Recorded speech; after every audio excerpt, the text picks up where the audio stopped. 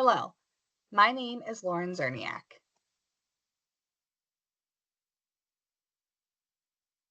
For this training, we are going to be discussing supervision basics. Our objectives for this training include to introduce the basics of supervision, identify important supervision points to remember, understand basic supervisor competencies, and review supervision misconceptions. The definition of supervision is that it is a process of reviewing and monitoring a practitioner's work to increase their skills and to help them solve problems to provide clients the optimal quality of service possible and to prevent harm from occurring. As a supervisor, you are responsible for the quality control of the supervisees that you oversee. This is done through regularly monitoring and checking in with them during your regularly scheduled supervision time. We also want to make sure that we understand the unique strengths and skills of these supervisees so that we know how to help them use those with the clients that they're working on. And then in turn, understanding where they may need additional training and development. Part of supervision also involves solving problems. And it is typical for us to want to solve those problems for them, but in reality, helping them solve their problems for themselves and teaching them how to work through that problem solving process only will help them become better practitioners in the long run. In turn, though, with helping them learn to solve their own problems, it's also our responsibility to make sure that no harm is occurring to clients during the therapeutic process.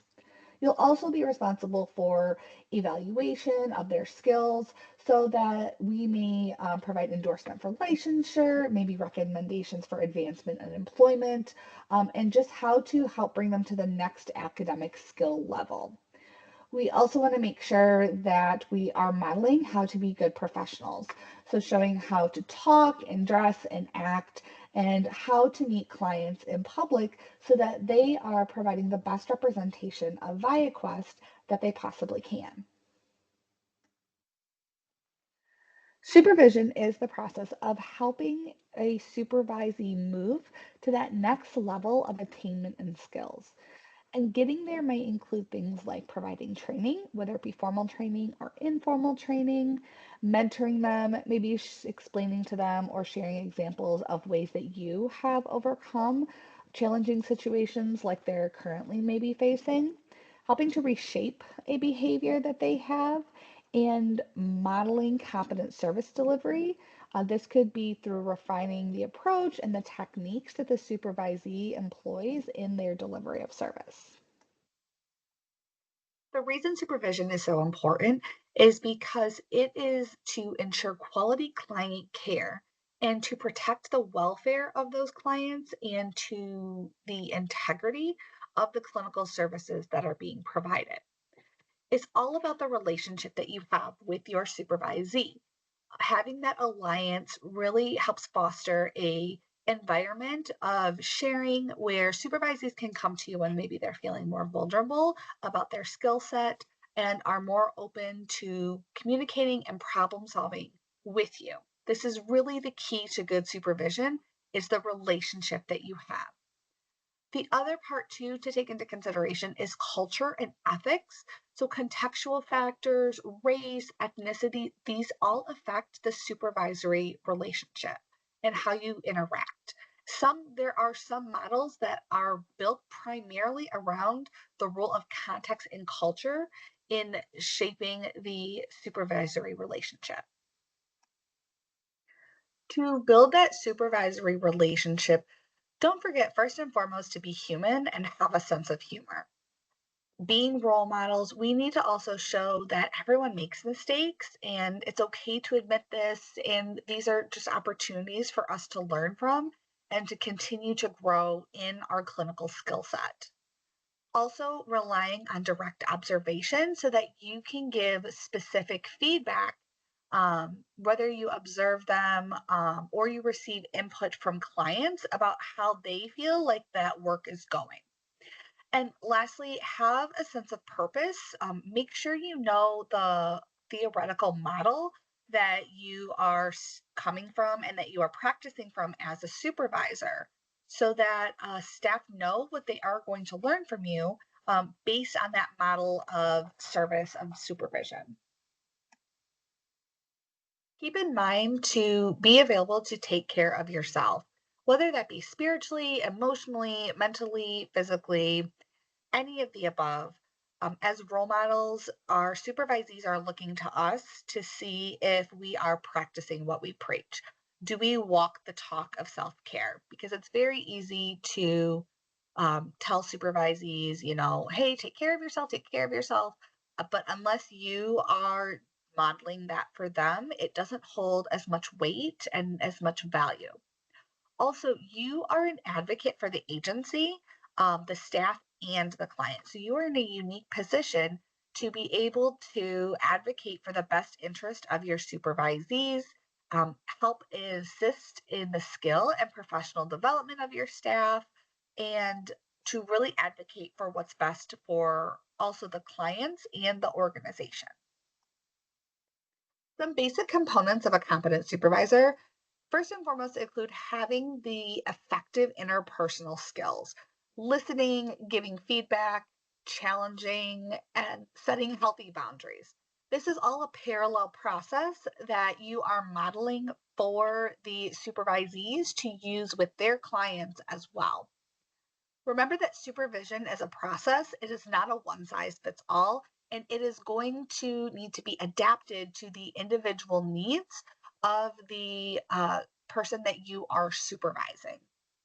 You will have a variety of roles and responsibilities as a supervisor. You'll have a responsibility and a role to the organization as well as to those supervisees in particular. There also needs to be a degree of flexibility and understanding about the variety of skill levels of those supervisees.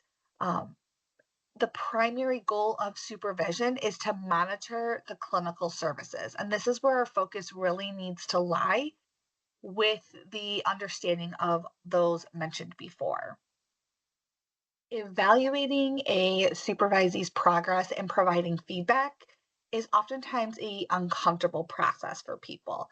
However, it is not fair to that supervisee if we do not have clear expectations about roles, if we're not communicating directly and effectively, if we're not creating a safe learning environment, and if we are not accessible and available to them when needs arise. We also make sure that we are up to date on the laws and ethics and the professional regulations so that supervisees are practicing from a place that is within inside of their scope. Also, documenting those supervisory activities. As we've heard probably many times before, if you didn't document it, it didn't happen. This also, though, not only helps you to keep a record of what was discussed and what maybe the next action steps were of the things discussed, but it helps the supervisee too for have something to refer back to follow up on maybe things that you talked about that they had forgotten or that they just need a refresher on about what it was they were supposed to do or who it was they were supposed to contact next. Empower those supervisees through teaching and problem solving with them. Help them to create a safe learning environment. By you helping to empower them, they will feel comfortable and confident helping to empower their clients. Next, let's go over some tips for effective supervision. First and foremost, learn the organization policies and procedures. That would be things such as referring to the ViaQuest employee handbook and manual that outlines as such. This could be dress code, code of conduct, what their attendance policy is, making sure that staff know what these policies and procedures are and that they are following them because this is a roadmap of the day-to-day operations. It also ensures that we're staying in compliance with laws and regulations and making sure that we are making ethical decisions. Next, learning about your supervisees, their likes, their dislikes. Um, this really helps to establish that positive relationship to foster trust and understanding with each other. Then finding a mentor, it could be somebody internal or it could be external of the organization, learning how they navigate their role, things that they are their do's and their don'ts, because they can provide advice and feedback to help you feel more confident and motivated to make decisions and possibly even take risks. This also may include shadowing a supervisor that you respect. You can learn in real situations and have the ability to directly ask them questions as it goes on so that you can gain insight into how they see their role and their responsibilities to be. Supervisors also need training to be able to excel in their role in understanding the supervisory procedures and the methods behind it. So, this might be things like leadership and management training so that you can have better communication, decision making, maybe how to build morale within your team. This can also help equip you with conflict resolution techniques and how to address issues before they escalate into maybe major problems. Getting direct feedback from your supervisees to learn on what you could be doing better or what they need from you and can really help you in being successful in your role. So maybe really directly just asking, how am I doing? How can I improve my performance as a clinical supervisor? And then getting supervision of your supervision. So talking with somebody and engaging again in another parallel process um, can help you learn something new so that you can support those people in the field and improve your supervisory skills and your professional development. For effective supervision, establish a contractual relationship with the supervisee. This includes clear goals in your method of supervision. So, clearly defining the objective of the relationship with your goal setting, outline which party is responsible for what, and for establishing some expectations, how will cancellations be handled, and how the supervisee should prepare for supervision. Also, where it will take place and when it will take place. Also, reduce staff burnout and conflict and interpersonal skills. So, learning methods for helping your staff members with things like conflict resolution training, time management techniques, and facilitating team building activities, etc. So, think about some barriers in the development of your supervisory relationship. If you can maybe think about some examples of a time where you had a supervisee that was maybe more difficult to supervise, maybe you can draw on your own experience as a supervisee of what you felt was helpful and not helpful for you as a base point for how you navigate the relationship you have with those that you're currently supervising. What was it that made things difficult? And what would you have wished happened? How were barriers overcome? Um, what was the role of like multicultural factors or other multicultural issues with like the clients or the supervisees and the supervisor in that relationship? During the supervisor training course, there will be a training on how to complete the supervisor contract and the supervisor form with the supervisees. This is just an example of what those look like. Um, you can see on here where for things like with that supervision form, you can select items that you worked on. There's space in there to write a narrative of things that was discussed. Now let's talk about ways for structuring your supervision sessions. During your initial supervision session, you are going to fill out your supervisory contract and their individual development plan. Now, during the first few sessions, some helpful practices include making sure you describe to your supervisee what your role is and what your responsibility um, to them is as their supervisor. So you are there to support them, you are there to develop their skills and their competencies. You'll also be there to address any performance issues and just really fostering that positive work environment. Then we'll also be wanting to describe your model of supervision. So this further helps the supervisee understand what the expectations are for the relationship, how learning will be facilitated and development. Um, they can better assess the effectiveness of your supervision approach and possibly identify areas of improvement if they know what model that you are working from. You also want to check in what the supervisee's goals are for supervision. More importantly, does the supervisee understand the purpose of supervision? Do they understand how to come prepared with materials and topics that they want to make sure to discuss during that time? And lastly, explaining them the difference between clinical supervision um, and more administrative type supervision. So, clinical supervision referring to the therapeutic interventions and the care provided to clients. Essentially, it's about improving the quality of the clinical services and enhancing their skills. And then more of the administrative type supervision would be things like meeting productivity, time off, how they're managing their caseload, etc. During your supervision sessions, working on creating the right kind of climate and atmosphere can also be really important point to keep in mind. That could be things like celebrating their successes together. If you know that they are having a hard time with a particular client and that client does something really well, knowing that they can and they should come to you and let them know about the wins that they're having and not just the parts that they're struggling with. Also, making sure that the space feels safe enough for them to share their ideas without fear of judgment, and a space where they feel vulnerable enough to say to you, I'm really struggling with this, or I feel over my head.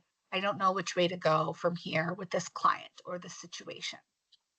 Also, discussing those legal and ethical expectations and responsibilities of supervision.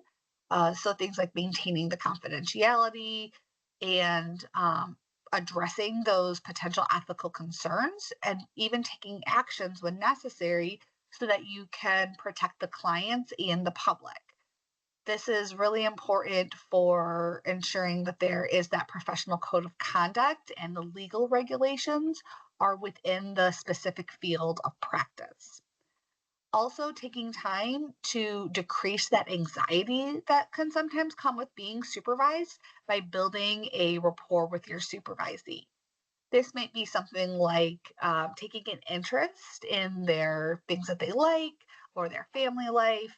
And really importantly, too, is following up with them. So if you have a supervisee that maybe has to take off unexpectedly one morning because they need to take their pet to the vet, and based off of your previous interactions with them that they're really all about this pet and it's a really important part of their life, following up with them the next time you see them to be like, hey, how did that go, is everything okay, do you need anything from me, really goes a long way in building that trusting relationship.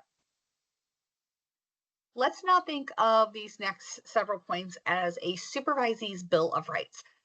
Every supervisee has the right to a supervisor who sees them not only consistently at regular intervals, but also their approach is predictable. This promotes a sense of trust and safety. They know what to expect from you as a supervisor, but it also ensures that everyone on your team is being held at the same standard. They also have the right to a growth oriented supervision, so that they feel comfortable enough to come to you with challenges and concerns without feeling exposed or judged. This is usually done by um, ensuring that their personal boundaries are respected and that you know what their goals for themselves are for career advancement. And then the personal privacy part, confidentiality ensures that sensitive information shared in supervision remains protected and it respects the rights and privacy of clients. Also, supervision that is technically sound and theoretically grounded, making sure that we're coming from an evidence based approach with supervision, just like we would expect our supervisees to be taking an evidence based approach with the services that they're providing to clients. Supervisees also have the right to have evaluations that are based on what you actually see them doing and not assuming they're doing or hearsay of what they're doing. You need to be very transparent when you're outlining your expectations and that you are regularly getting feedback through that supervisory process. They also have the right to a supervisor who is adequately skilled in clinical practice so that the guidance and that the feedback that they are receiving is accurate and relevant and it is appropriate for their level of development because we know that not every supervisee has the same background and skill set as the next. So making sure that we're tailoring our approach and our feedback in a way that is respectful of where they are at in their development of clinical skills. If staff don't have good self care skills already in place, burnout and compassion fatigue are pretty much inevitable.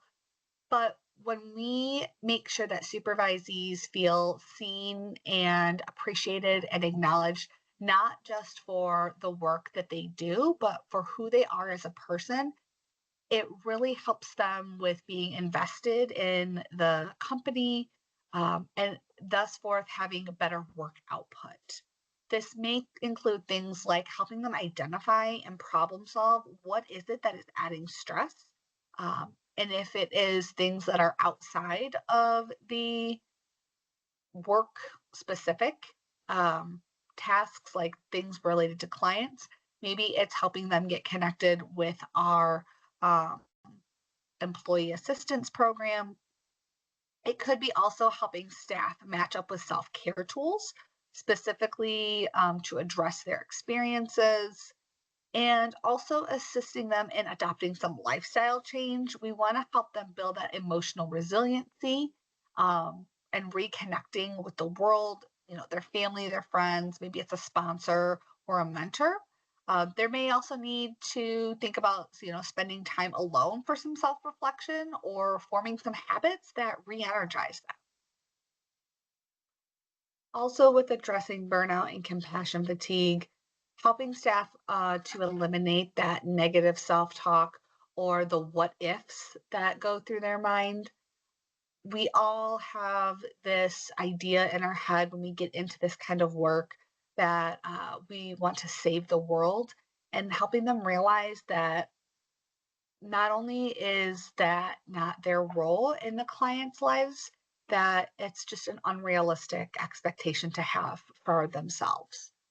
If possible, help them with setting their parameters on their work. So, like adhering to scheduled time off, or maybe keeping their lunchtime personal, reasonable deadlines for completion, and keeping work away from their personal time. Some supervisees might lack that basic organization or teamwork, or maybe that phone etiquette, those time management skills. Are they struggling with ending sessions on time? Are they struggling to allow for documentation time? So, developing these skills really helps to reduce that daily wear and tear that can erode on our well being and contributes to burnout. When I was new, I always felt like I was just keeping my head above water. I was just barely treading water. I just always felt like I was one wave away from drowning. And that's because I lacked that basic organizational and time management skills that was really essential. Also, taking an interest in them about things like, when was the last time that you had fun? What are, a list of things that about this job that they are enjoy or that they are grateful for? maybe some accomplishments that they've achieved in their professional life, but that really helping them reflect on this may this is a bad moment. This isn't, a bad entirety. This isn't a bad everything. This is a bad moment in time, and that they have done a lot of really great things thus far in their professional careers. Let's transition now into the ethics involved in supervision. Supervisees may need help to distinguish the difference between professional ethics, core values, personal and moral beliefs. And this is where a supervisor can come in and help support them when it comes to making practice decisions and helping them distinguish between the differences of these. Supervisors also can use the relationship with the supervisee as this type of training ground for the ethical decision making, um, analysis, etc., and work through that with them in like a role play type situation. It's more than a adherence to statutes and regulations. It is the what is the right and the wrong for when working with vulnerable populations. And keeping in mind too that licensed clinicians, they have to adhere to ethics of their particular board. And maybe that board is different from the one that you are on, if there is a counselor supervising a social worker or vice versa. A few main ethical concerns for supervisors to be aware of include things like competence. Now, discipline to discipline defines competency a little bit differently, but they have three common components, and that includes the formal education, that professional on the job training, and then carefully supervised experience. Supervisees should know what their right is and what the process is to take if they have a disagreement with an aspect of their supervision or if they feel like they're being treated unfairly.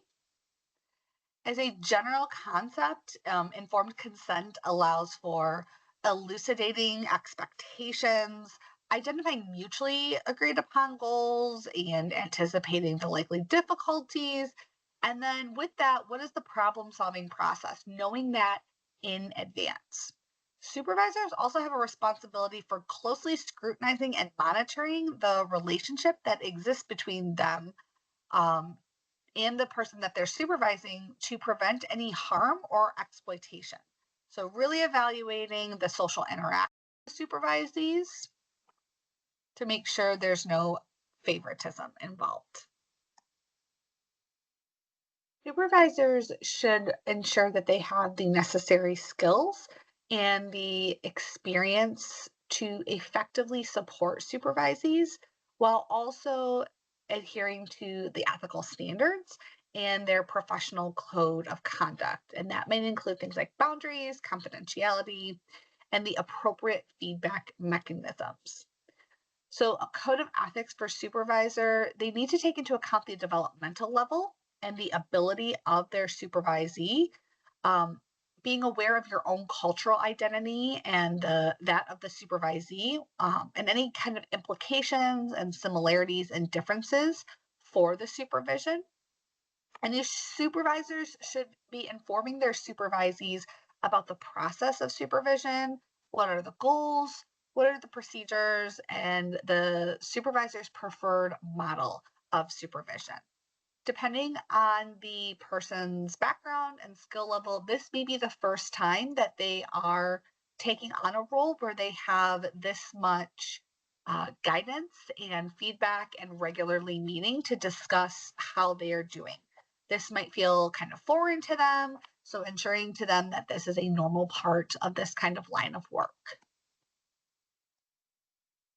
Setting up regularly scheduled supervision and making sure that that supervisee knows how often that regular supervision, that one-on-one supervision takes place, and as well as how often those team meetings and generally how often those take place really helps to set up so that supervision is not just a crisis consultation. You're not just meeting with them when things are going wrong. You're checking in with them regularly so that things don't go wrong to the point where it becomes a crisis situation. Knowing that too, that new staff might need extra support and based off of their needs. For evaluation criteria and methods, you define what you want to evaluate and do this early in the supervisory process. Agree on the aim and the objectives of the evaluation process and create a clear success criteria for the evaluation. Let the supervisee know how they can be successful in their role from the get-go. Also, make sure you have that conversation about any kind of dual relationships or multicultural issues. So an example of a dual relationship might be something like providing therapy for a current or former supervisee, maybe possibly even developing an emotional relationship with a supervisee or a former supervisee. And an example of like a multicultural issue might be something like a woman who has recently immigrated to Australia from Saudi Arabia, where a cultural belief openly enforced is women not being allowed to drive. So, knowing when there are those cultural factors to consider in the supervisory process. Supervisees deserve to be treated with dignity and respect, and really, most importantly, honesty too. Honesty about the quality of their work and honesty about the expectations of their work. Make sure that you're conducting yourself in a manner that models and sets an example for how a professional relationship would work so that they can then take that example and hopefully then apply it to their work with clients, reinforcing those appropriate behaviors, whether that be praising the client or maybe it might be something like reinforcing boundaries if you feel like they may be coming crossed with a supervisee.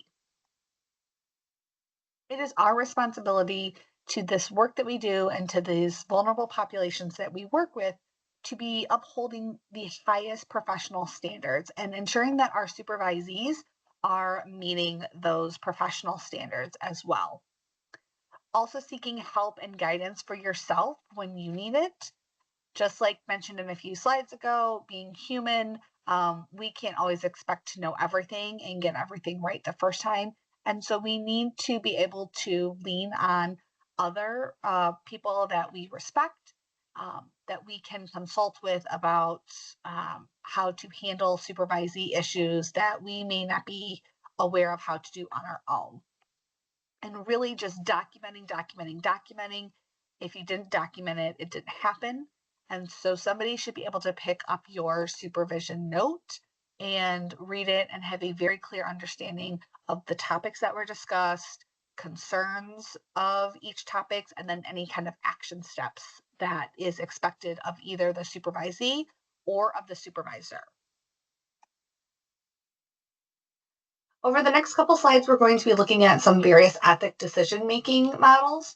So this one here we'll start with. First, we need to recognize whether there is something potentially harmful going on. Is this harmful to the supervisee? Is it harmful to the client that they were seeing? Is it harmful to the agency, to the profession? Getting all of that kind of information, recognizing who is at risk of harm here. Next, getting the facts, what is not known to us at this time? Who has decision-making capacity? What are our options for action? Has everybody been consulted that should be consulted? Then we need to evaluate alternative actions through an ethical lens. So which action is going to respect the rights of all the parties? Which action treats everyone fairly? Which one is going to do the most good with the least amount of harm? Then we need to consult with a trusted colleague or a supervisor if you think you need to.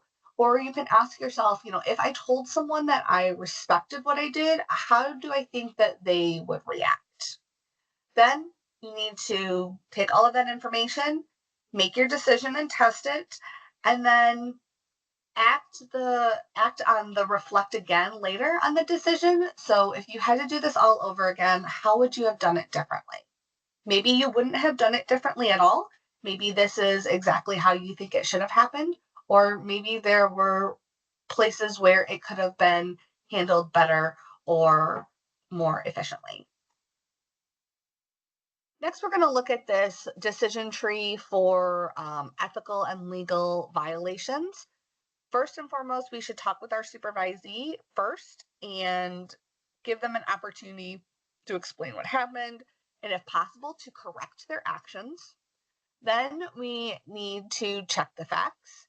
And was there a potential legal or ethical violation by asking ourselves, was there a duty to warn or a duty to act situation where they failed to respond?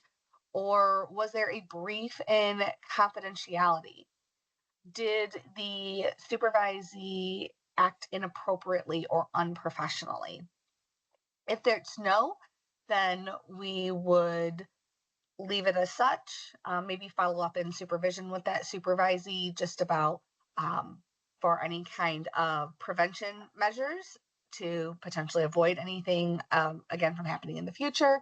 If yes, then we need to identify the potential risk factors. So are any of the clients or identifiable others, are they in any dangerous situation because of this?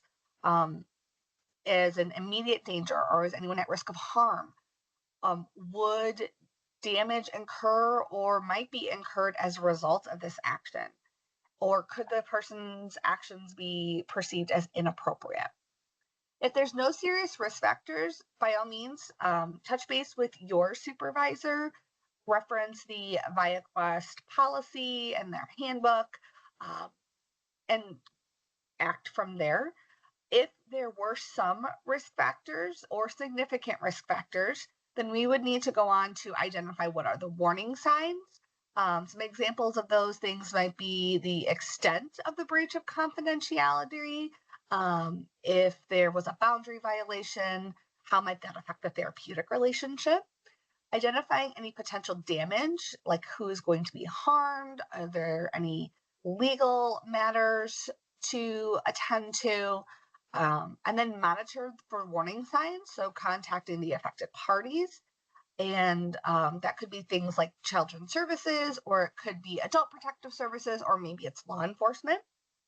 If there are some risk factors, then we would want to assist the counselor, the supervisee, in identifying the corrective steps, and intervene with the client if it is necessary, and then review damage control steps with any of the constituents. If there are significant risk factors, you're going to do all of those I just mentioned before, but in addition, you're also going to be informing management and the board, possibly begin some disciplinary action against the counselor if it's necessary, and then inform the state ethics board if that is also warranted. In both cases, we're going to verify and document that action was taken. And then lastly, verify that that situation was resolved, following up and doing our due diligence as part of our duty to the agency and to our licensing board and our ethics board as a whole. The last ethical decision-making model is the 7-step guide. First, we're going to state what the problem is and identify in that problem, is there something that's making me uncomfortable? Do I have a conflict of interest going on? After that, we want to check the facts, because many times things may seem one way initially, but then upon closer examination, things can change and problems disappear, or we just get more clarity. So as an example, let's say that a client has reached out to you because their therapist didn't come see them at the facility. Well, one step could be to write the therapist up because they were supposed to be seeing that client and they didn't. Or you could call the therapist themselves and figure out what's going on. And by doing so, you may figure out that that facility was actually closed because there was a COVID outbreak and they weren't letting anybody in. And maybe that was something that the client did not know when they called in that they actually did shut down the whole facility and they weren't allowing visitors. Then we need to identify any relevant factors, whether those may be internal or external. After that, we're going to develop a list of options and being creative in this option. So, for example, with the situation of the client that wasn't seen because of COVID, could that supervisee have contacted the facility to set up a telehealth session? Was that an option? If that wasn't an option, maybe the supervisee could have, at least called the client and done like a CPST note to let them know, like, hey, I'm not going to be able to make it in to see you. And this is the, um, you know, let's just touch base for a minute, and this is when I'm going to try and follow up. Then we need to test some of these options with the following like types of tests. So like there's the harm test. So is this the least harmful option out of those that I've listed, whichever one I've decided? So if it is contacting the supervisee, that would be probably the least harmful option. If it is writing them up right away, that's not the least harmful option. Publicity test, would I be okay if this was published on social media or on the news? Like the way I handled this, would I be okay if that was broadcasted to everybody else? Defensibility test, can I confidently stand by this choice and justify my actions to a group of peers or to a leadership team? The reversibility test, how would I feel if this choice was made about me or the people that I care about? The colleague test is, would my colleagues agree with my choices if they were to have to make them as well? The professional test is, what might my profession's governing body for ethics say about this option? And then the organization test, what does my company's ethics officer or legal counsel say about this option? Then you're going to make a choice based on those 5 steps that we just discussed. And then for the last one, you're going to review steps 1 through 6, and ask yourself, how can I reduce the likelihood that I would need to make a similar decision again? Are there any cautions that I can take? Is there any way to have more support next time? We are now going to discuss balancing supervisor responsibilities. Those of us that have been in this field for a long time understand that changes in clinical practice are absolutely inevitable. And in that, staff don't always respond so fluidly to change as we might hope. So let's talk about how we can introduce changes in a clinical practice. So first and foremost, we need to be respectful of that staff's resistance. Like most people, our staff and our supervisees, they prefer routine and they may lack confidence in learning new things. And communicating clearly and frequently keeps them informed about the change's purpose, the benefits, the impact, and the progress. So being as transparent as you can shows respect for the supervisees. That open communication and that rationale behind the change, oftentimes people just need to know why. Instead of just being told this is how it is, oftentimes if we can explain the why of our reasoning or why things are going on, that will help support the change process if they understand that, okay, this may seem like, you know, more work initially, but in the long run, this is what is better for my role, my clients, getting done the tasks that I need to get done. So using the supervisee's strengths and their expertise, um, ensures that there is a supportive environment where everyone feels valued and heard throughout this change process. I would also be addressing concerns openly, and you can be flexible in your approach while also just remaining firm on that need for change. We can definitely hear their concerns. We can empathize with them without backtracking and being like, oh, okay, well, we don't need to do that. No, I hear you. This is very hard. This is that reflective listening.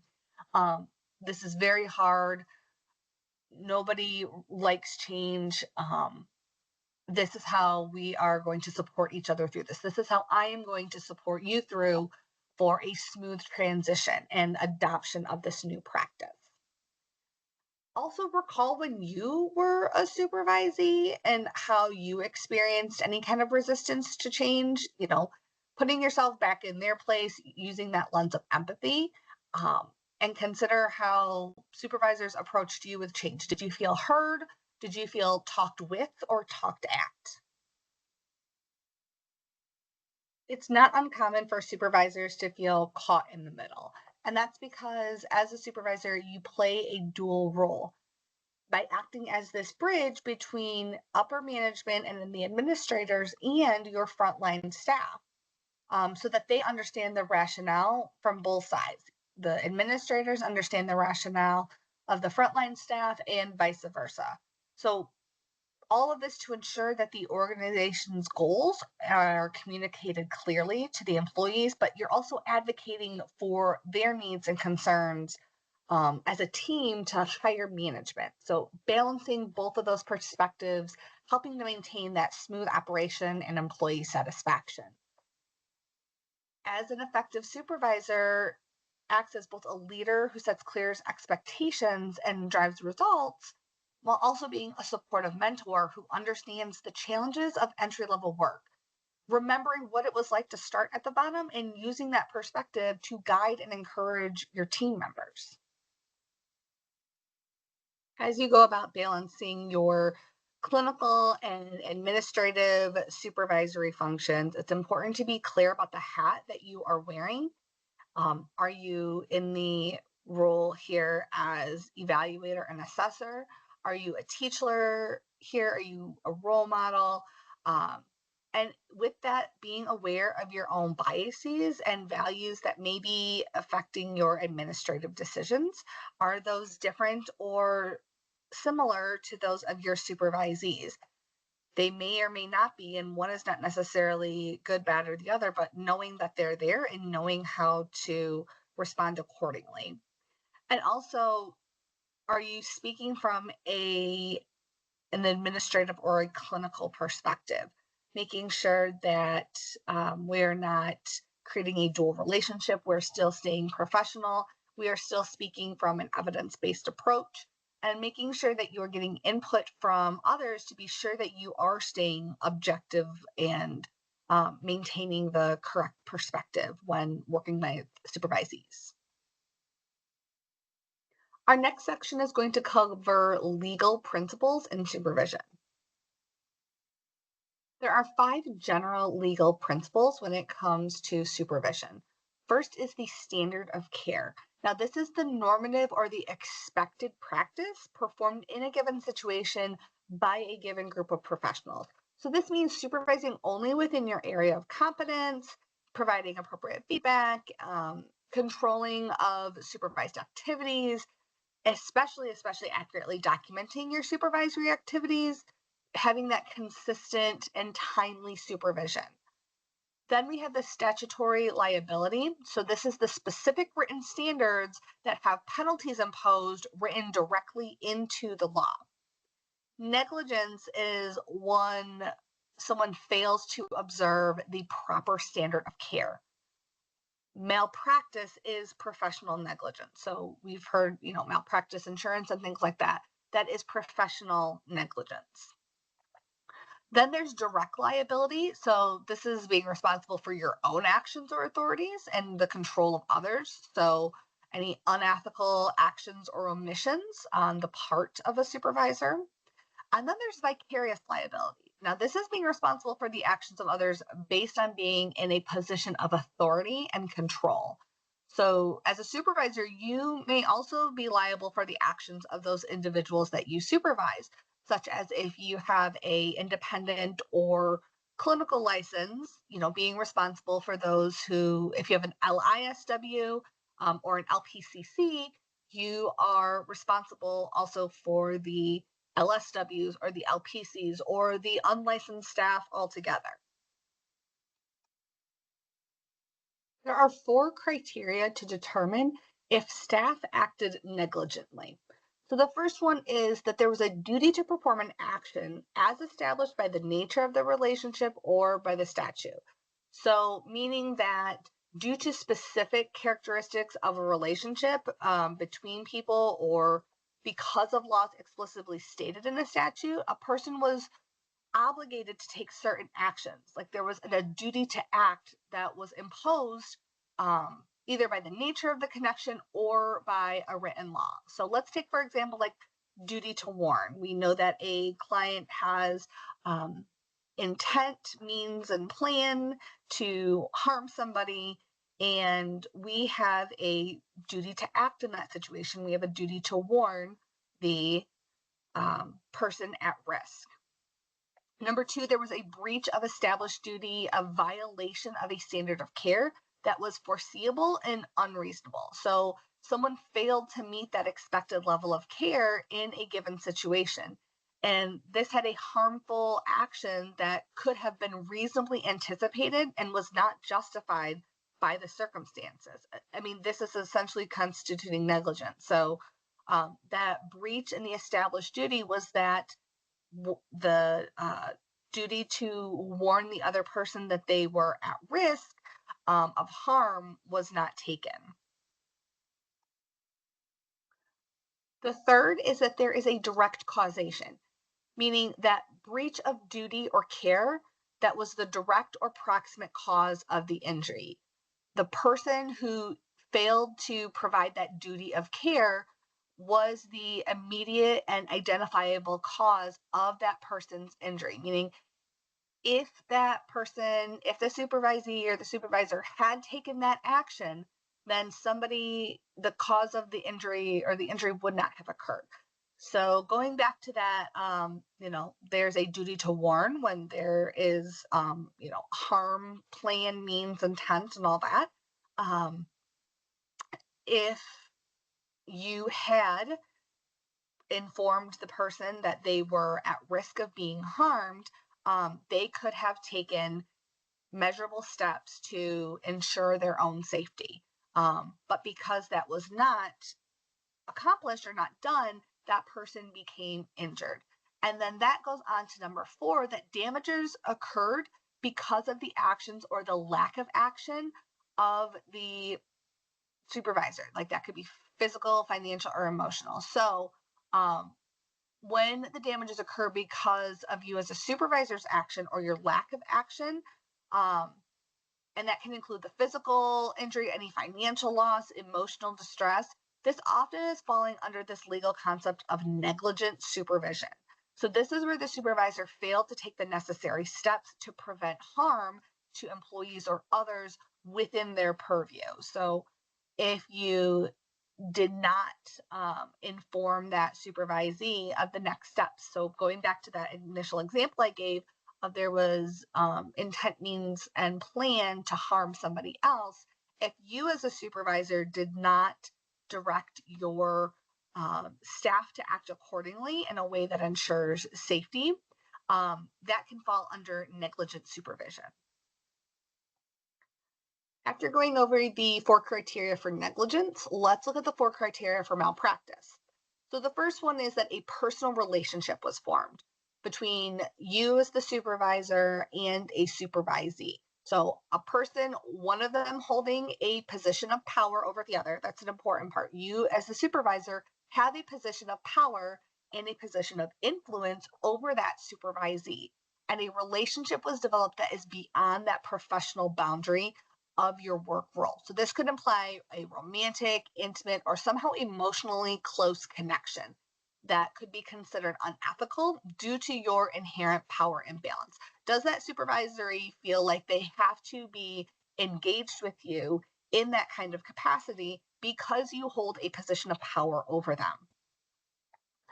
After that, the next criteria is that there is a demonstrable standard of care for supervision, and the supervisor breached that standard. So you must have failed to meet the standard of care anticipated of a reasonable person in a similar circumstance.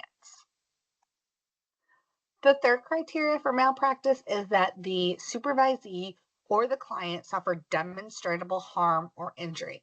So, as a supervisor, you failed to meet that expected level of care, and that directly led to foreseeable injury of that supervisee or of that client.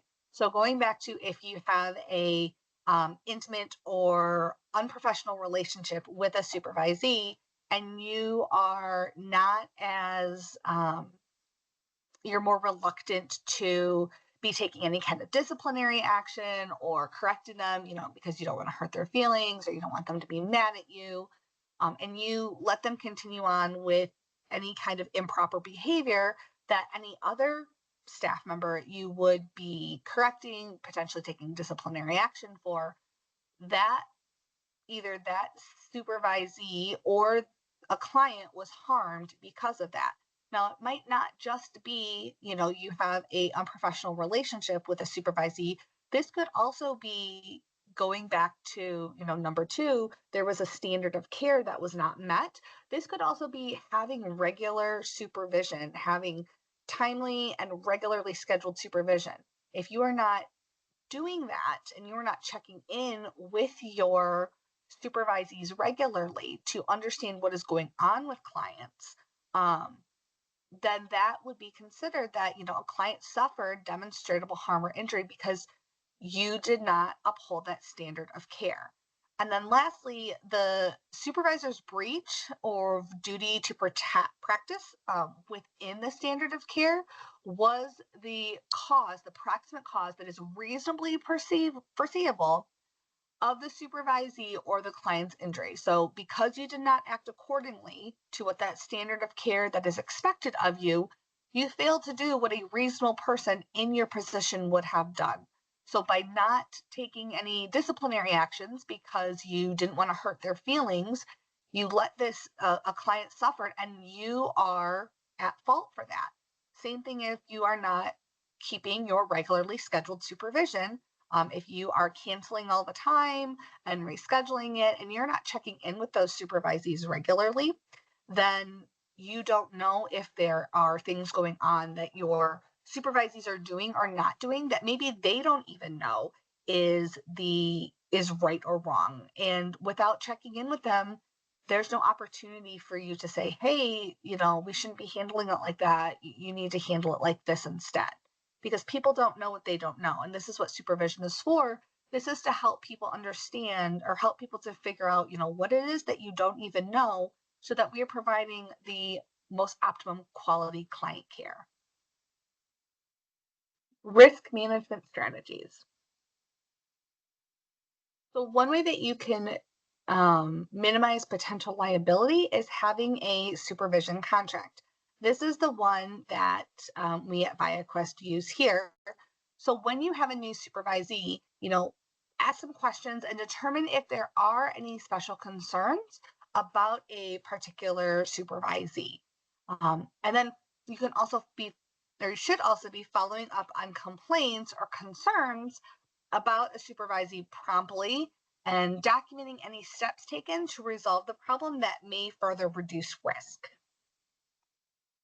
Ways that you can minimize potential liability also include establishing and maintaining those boundaries. We talked about that a lot earlier in this training, having those healthy boundaries, why it's important to have them. When a supervisee is providing increased risk or services to clients with increased risk, more intensive supervision may be appropriate. So if clients have a high number of, if supervisees have a high number of clients with schizophrenia, with delusions and hallucinations, maybe it's high behavioral clients, checking in with them more regularly may be warranted. And then reviewing the charts of the clients that are in treatment with your supervisees and the following the chart review guidelines. So weekly progress notes for need to be reviewed for new hires, 5 notes a week. For established employees, it's 2 notes a week. But if they're concerned of issues, you are able to do more to see if there is a pattern going on. Our auditors will send out a chart of needs corrected and then establish if these have been corrected.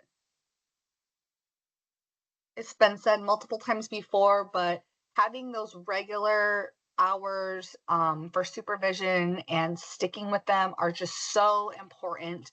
And documenting all of your supervision sessions, what was covered, taking really good notes, that not only helps you as the supervisor keep a paper trail of things that you have been addressing with clients, or I'm sorry, with supervisees, but also it helps the supervisee to look back on, maybe if they have like forgotten what the next steps should have been with what you discussed about a particular client or situation. They can look back at those supervision notes and follow up as accordingly, and encouraging them to take their own notes as well. And then establishing those routine guidelines for your supervisees related to the management of suicidal or violent clients. Making sure that you are checking in with them about, the lethality status of those clients. Are the supervisees updating and reviewing safety plans regularly so that they are accurate? Maintaining and review any written policies for those suicidal or violent clients as well. Continuing to check on your supervisee's competence through work samples. That could be checking in on their notes. Maybe that is sitting in with them on sessions and shadowing them. Being accessible and dependable. We know that our clients' situations don't come up just around scheduled supervision times. So supervisees may need to be checking in with us outside of supervision, our scheduled supervision times, if things are high need and high risk. So being accessible for that, knowing that, if you say like, hey, I can call you back in like 5 minutes, that you are actually going to be calling them back and following up with them. Talk with other supervisors about maybe how they would handle a situation to make sure that you are, practicing in a way that is appropriate, and you are not maybe, acting in a way that maybe because you just don't get along with a certain supervisee. Making sure that you are treating everybody fairly and equally, knowing what the laws and the administrative regulations are with this field and with the clients that we work with, and discussing ethics with your supervisees, because if they're not licensed, they may not understand, how our field is governed by ethical practice. So they might need some education on that and how we practice from a place of ethics. Evaluation. As a supervisor, you're ethically bound to provide accurate, objective, impartial evaluation of your supervisees. You have to understand that the evaluation is an ongoing process. This is not an event. This is not a once a year performance evaluation. Um, Evaluations are ongoing. Because supervisees are entitled to receive unbiased and objective evaluation of their skills and their performance. So by providing continuous evaluation, you're providing the opportunity for that supervisee to work on any skill deficits and improving any specific aspects of their performance. They don't have an opportunity to do that if you're only doing once a year evaluations. And so evaluations might, your non-yearly one, non-once a year evaluations. So your non-annual evaluations, I apologize. Those might not be as formal, but it is still providing your supervisees this unbiased and objective feedback about how they are doing with the clients.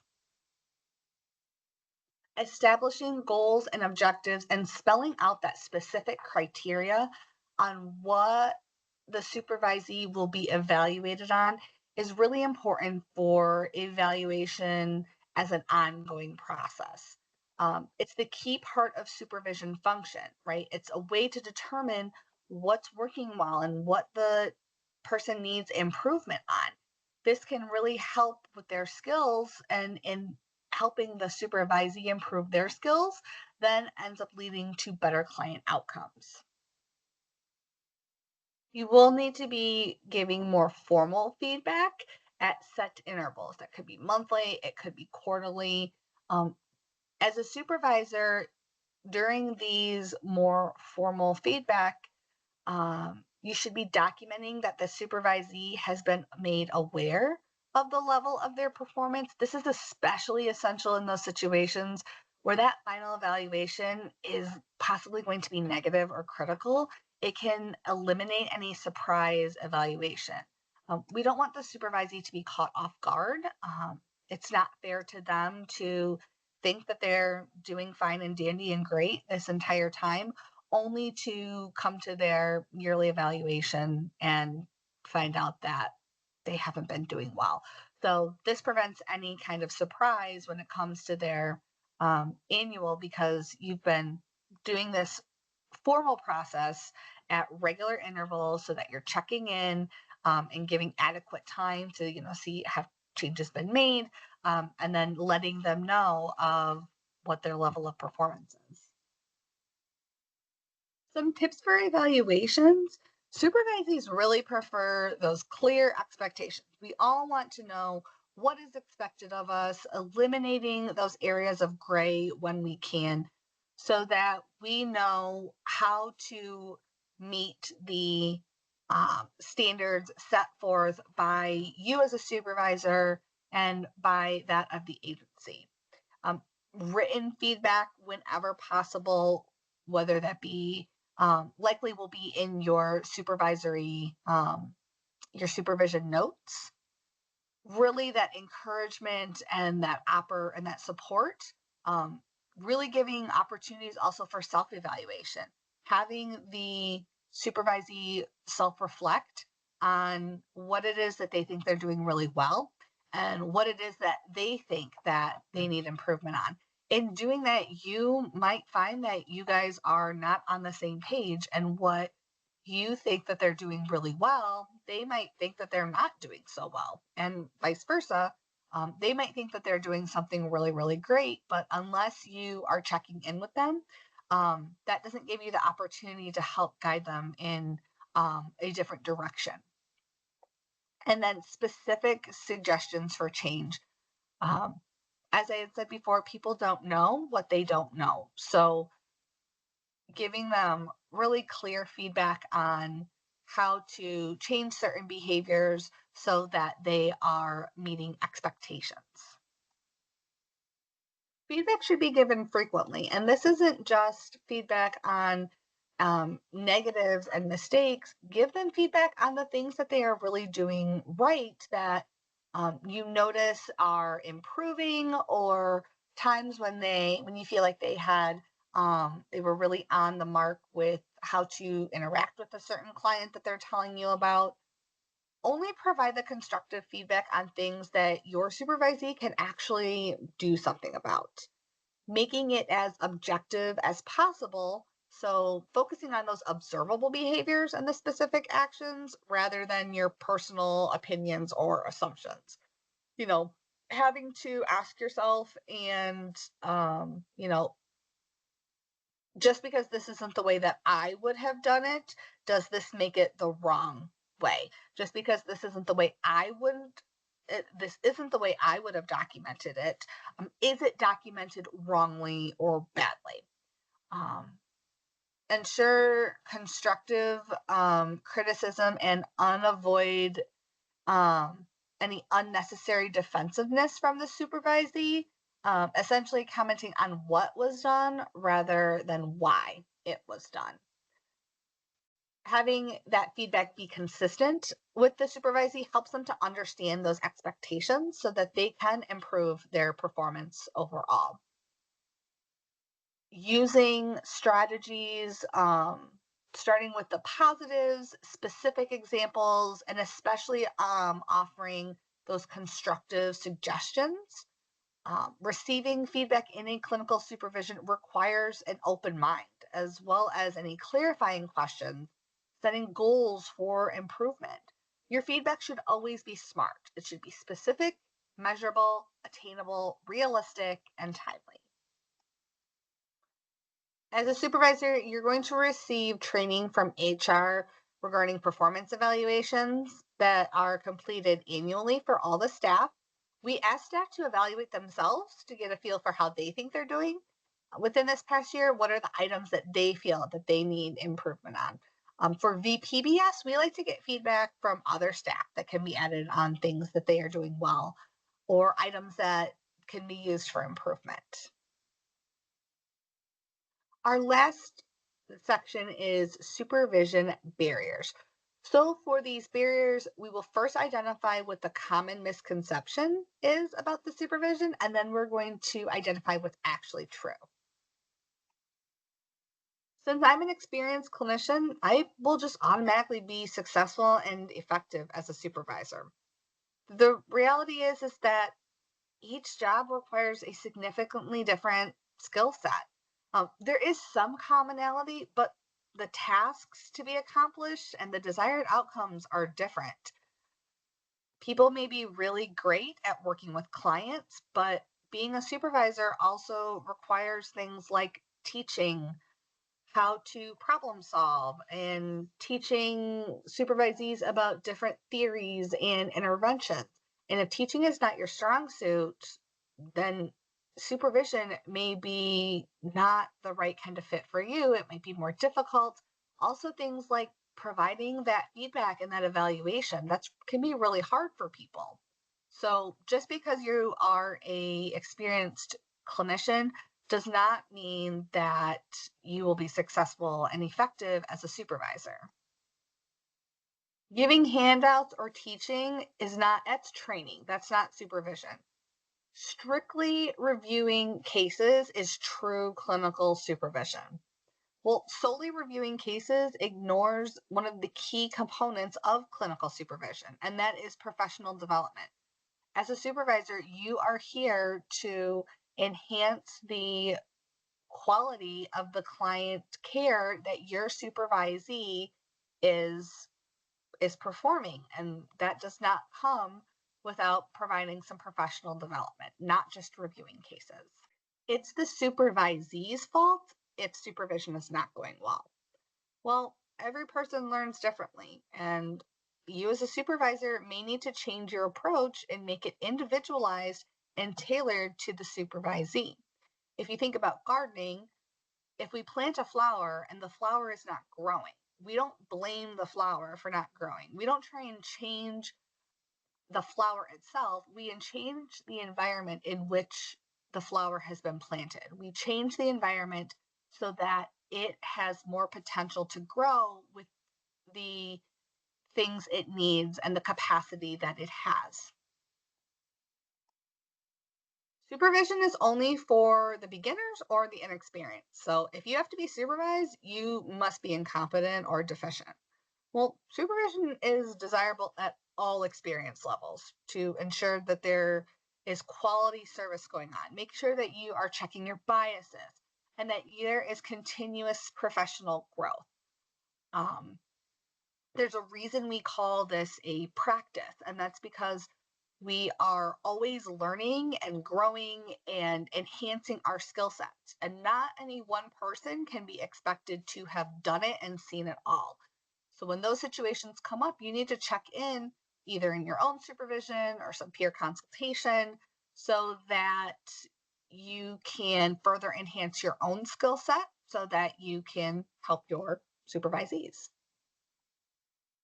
Diversity issues don't have to be addressed since supervisors are professionals. While a competent supervisor is aware of and attempts to address diversity issues during supervision, people do not exist within a vacuum, so there is no supporting your supervisee without being aware of and attempting to address any kind of diversity issues that may come up. Supervisee's thoughts and feelings are not relevant in learning. Well, supervision is an interactive process between two people, and that can only reach its real true potential when both people are participating openly and fully. We are thinking and feeling creatures. The way we think and feel about things is going to affect the work that we do. So, addressing any kinds of thoughts and feelings that your supervisee has will enhance their growth and their development and help them see things from a different perspective than what they may currently have. Supervisors are experts, so it is important to make clear and never admit to mistakes or that you don't know answers. Well, as I said a few slides ago, there's a reason we call this a practice, and that's because we don't know everything about everything. So it's absolutely okay to acknowledge when you don't know something. And if you're willing to find out and guide your staff, remember ViaQuest's choice value of ownership and integrity. We are all humans. We make mistakes. That's okay. Owning that goes a long way in that supervisor supervisee relationship. Since supervisors are totally responsible for the actions of their supervisees, the supervisor's directions should not be questioned.